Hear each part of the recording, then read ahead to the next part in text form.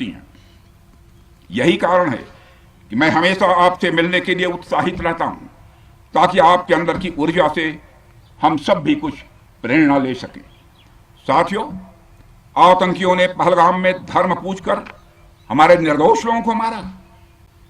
उसके बाद आपने जो जवाब दिया उसे पूरी दुनिया ने देखा है। उन्होंने यह नहीं सोचा कि आम नागरिकों ने उनका क्या बिगाड़ा है, उन्होंने ऐसा क्या किया है कि उन्हें मार दिया जाए।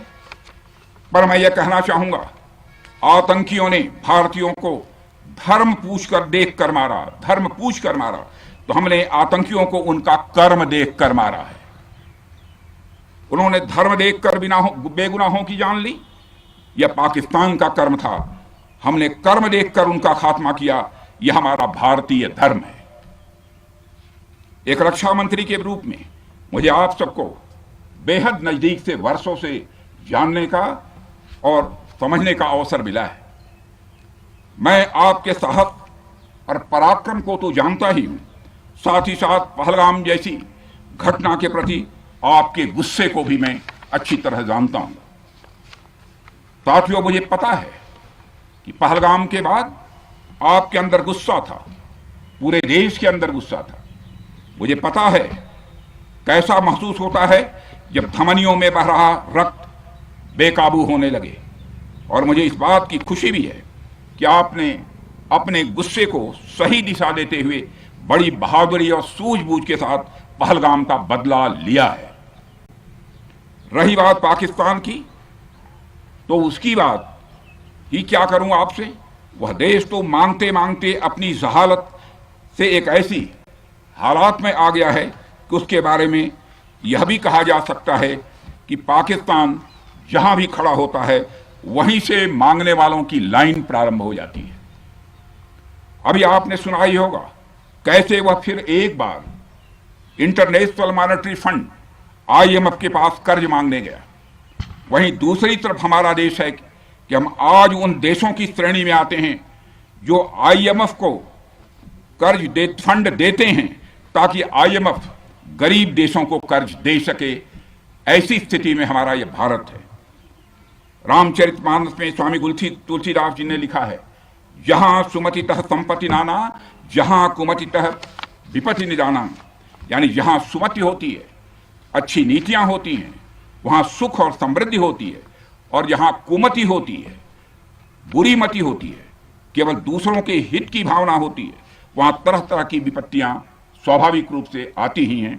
पाकिस्तान जिसका जीता जागता यह उदाहरण है।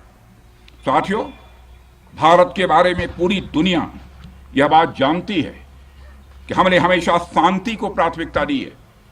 हम आमतौर पर युद्ध के समर्थक कभी नहीं रहे, लेकिन स्थितियां जब इतनी विकट हो जाएं, जब देश की संप्रभुता पर आक्रमण होने लगे, तो जवाब देना यह आवश्यक हो जाता है।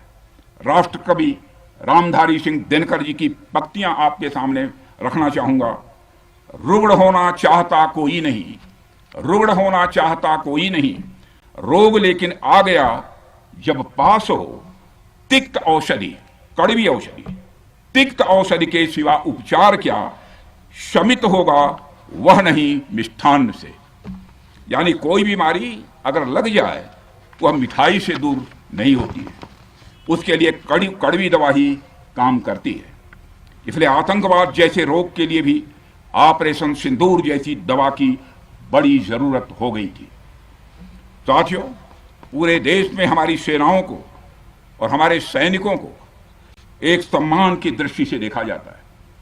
एक सशक्त राष्ट्र वही होता है जो अपनी सेनाओं को सम्मान के साथ साथ आधुनिक हथियार और साजो सामान भी दे जिसकी उसे जरूरत है। मुझे गर्व है कि आज प्रधानमंत्री जी के नेतृत्व में सरकार हमारी सेनाओं के लिए यह सब सारा काम कर रही है। हमने यह सुनिश्चित किया है कि हमारी सेनाएं हर परिस्थिति के लिए तैयार रहें।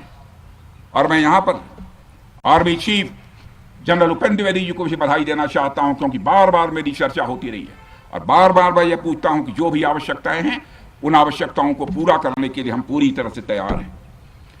और इसलिए इसके लिए हम वर्ल्ड क्लास बेहतरीन गुणवत्ता वाले साजो सामान अपनी सेनाओं को देने की कोशिश कर रहे हैं।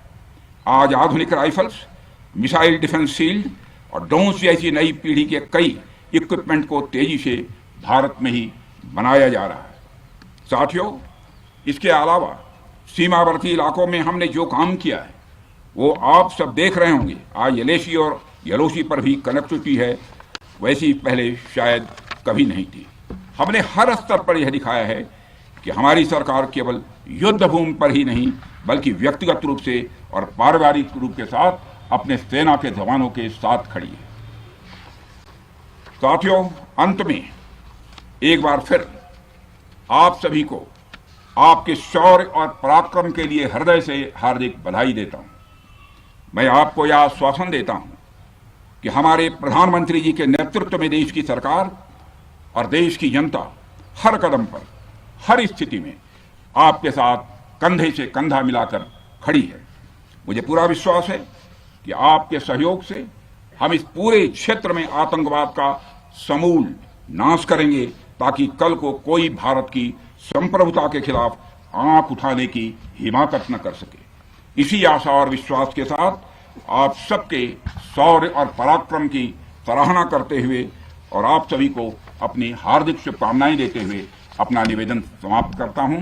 बोलिए जय हिंद, जय हिंद। यहाँ का घोष वाक्य क्या है? भारत माता की जय है। क्या बात हुई?